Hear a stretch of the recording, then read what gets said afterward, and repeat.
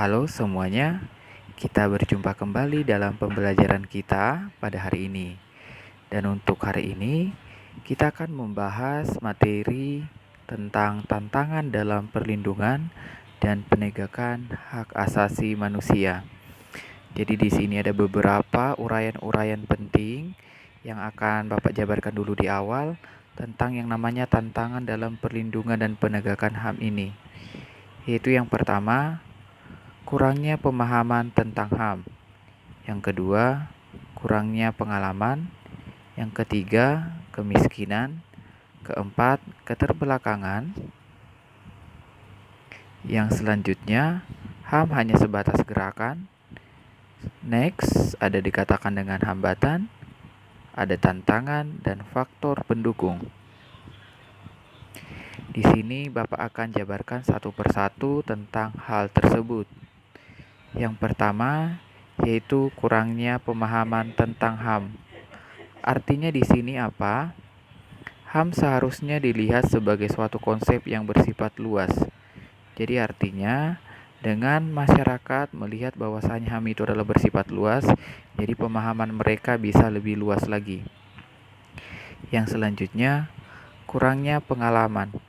Artinya, HAM itu suatu konsep formal yang terasa baru di masyarakat.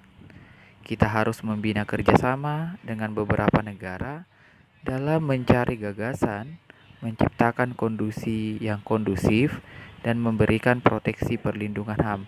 Jadi artinya di sini, karena masyarakat Indonesia masih belum mumpuni dalam HAM, jadi artinya kita harus menjalin kerjasama dengan negara-negara lain untuk bekerja sama dalam bidang HAM ini. Yang selanjutnya ada dikatakan dengan kemiskinan. Kemiskinan di sini merupakan sumber kebodohan, atau sebaliknya, bahwa kebodohan adalah sumber kemiskinan. Jadi artinya keduanya harus diberantas.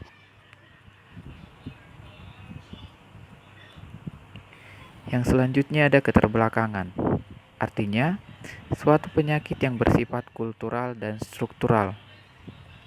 Selanjutnya, pemahaman HAM masih terbatas dalam pemahaman gerakan. Artinya di sini, membangun HAM dalam masyarakat untuk menjaga kerukunan berbangsa dan bernegara. Jadi artinya HAM itu tidak hanya sebagai gerakan, tapi memang ada aksinya yang dilaksanakan. Yang selanjutnya, hambatan dalam pemajuan, penghormatan, dan penegakan HAM. Di sini ada beberapa hal penting dalam melakukannya, yaitu yang pertama, faktor kondisi sosial budaya. Yang kedua, faktor komunikasi dan informasi. Yang ketiga, faktor kebijakan pemerintah. Yang keempat, faktor perangkat perundangan dalam arti peraturan. Yang kelima, faktor aparat dan penindakannya atau law enforcement. Selanjutnya ada tantangan dalam pemajuan, penghormatan, dan penegakan HAM. Di sini ada beberapa prinsip yang harus dijalankan, yaitu prinsip universalitas.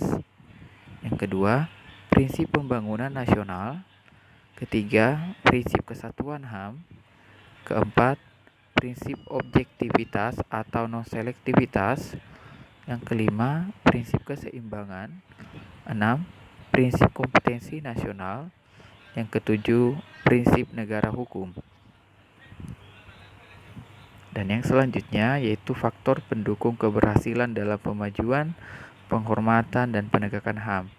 Jadi cara yang harus dilakukan supaya yang namanya keberhasilan itu dalam pemajuan, penghormatan, dan penegakan HAM itu ada, yaitu yang pertama, menolak dengan tegas setiap terjadinya pelanggaran HAM. Jadi artinya kita harus menolak yang namanya penindasan atau pelanggaran HAM bagi diri kita ataupun dari orang lain. Yang kedua, mendukung dengan tetap bersikap kritis terhadap upaya penegakan HAM.